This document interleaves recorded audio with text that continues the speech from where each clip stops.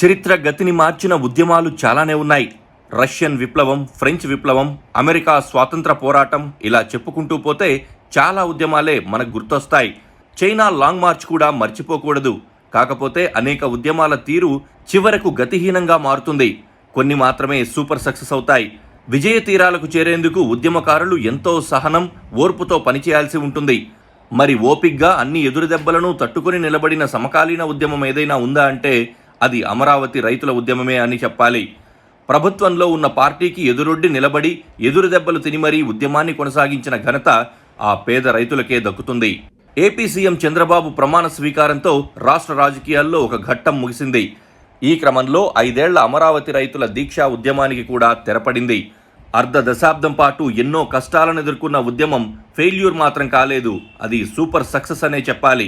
1630 రోజుల పైగా రైతులు దీక్షా శిబిరం నిర్వహించి నభూతో న భవిష్యతి అని నిరూపించిన ప్రదేశమది. అమరావతి అంటే పట్టుదలకు ప్రతిరూపమని, పట్టిన పట్టు విడవకుండా ఉద్యమించే ప్రజల కార్యక్షేత్రమని, చివరదాకా పోరాడి విజయం సాధించే తత్వమున్న ప్రజల రాజధాని అని నిరూపితమైంది. స్థానిక ప్రజల ఆకాంక్ష నెరవేరే సమయం వచ్చిందని కూడా నమ్మకం పెరిగింది. జగన్ రెడ్డి చేసిన మోసానికి ఇప్పటికైనా పరిష్కారం లభిస్తుందన్న విశ్వాసం అమరావతి రైతుల్లో కలుగుతోంది. నవ్యాంధ్రకు ఒక ఆధునిక రాజధాని కావాలని కోరుకున్న అమరావతి ప్రాంత రైతులు ఎలాంటి లాభాపేక్ష లేకుండా 30,000 ఎకరాలిచ్చారు.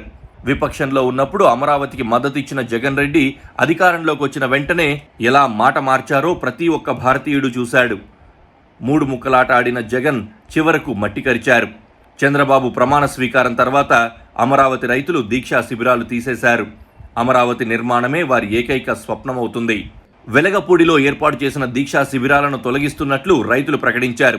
తెలుగుదేశం ప్రభుత్వ హయాంలో అమరావతికి పూర్వ వైభవం వస్తుందన్న నమ్మకం తమకుందని రైతులు పేర్కొన్నారు. 2019లో వైఎస్ జగన్ అధికారంలోకి వచ్చారు. అయితే రాజధాని విషయంలో అనూహ్యంగా తన నిర్ణయాన్ని మార్చుకున్నారు. రాష్ట్రంలో 3 రాజధానులను ప్రకటించారు. దీంతో 2014లో ఏపీ ప్రభుత్వానికి 30,000 ఎకరాలిచ్చిన రైతులు ఒక్కసారిగా ఆందోళన చెందారు. అమరావతినే కొనసాగించాలని డిమాండ్ చేస్తూ శిబిరాలు ఏర్పాటు చేసి నిరసన వ్యక్తం చేశారు. అయినా జగన్ ప్రభుత్వం పట్టించుకోలేదు. పైగా దళిత రైతులపైనే ఎస్సీ ఎస్టీ కేసులు పెట్టారు, పోలీసులతో కొట్టించారు. వైసీపీ వాళ్లు పోటీ శిబిరాలు పెట్టి అమరావతి రైతులను దుర్భాషలాడారు. అమరావతే ఏకైక రాజధాని అని రాష్ట్రం మొత్తం నినదించినా జగన్ రెడ్డి పట్టించుకోలేదు. హైకోర్టు కూడా అమరావతికి అనుకూలంగా తీర్పు చెప్పినా అమలు జరపలేదు. చివరకు ప్రజా కోర్టులో జగన్ ఓడిపోయారు. అమరావతి రైతులు గెలిచారు.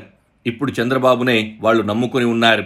చంద్రబాబు కూడా అధికారానికి రాగానే కార్యాచరణ ప్రారంభించారు. జంగిల్లాగా పెరిగిపోయిన ముళ్ల కంచెలను తొలగించే చర్యలు మొదలుపెట్టారు. త్వరలో అమరావతి నిర్మాణాలు పునః ప్రారంభమవుతాయని టీడీపీ నేతలు భరోసా ఇస్తున్నారు. ఇప్పుడు చంద్రబాబు ప్రభుత్వం తక్షణమే 2 పనులు చేయాల్సి ఉంటుంది. అమరావతి రైతులకు కౌలు డబ్బులు విడుదల చేయడం మొదటిది, రైతులకు రిటర్నబుల్ ఫ్లాట్స్ కేటాయించడం రెండోది అని చెప్పాలి.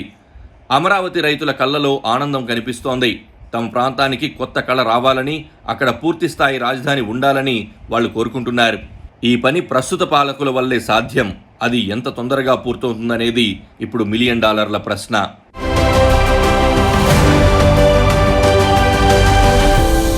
Please do subscribe to. Please do subscribe to. Please do subscribe to. Please do subscribe to. Please do subscribe to. Please do subscribe to KTV Telugu. KTV Telugu. KTV Telugu. KTV Telugu. To KTV Telugu. KTV Telugu. Please do subscribe to KTV Telugu.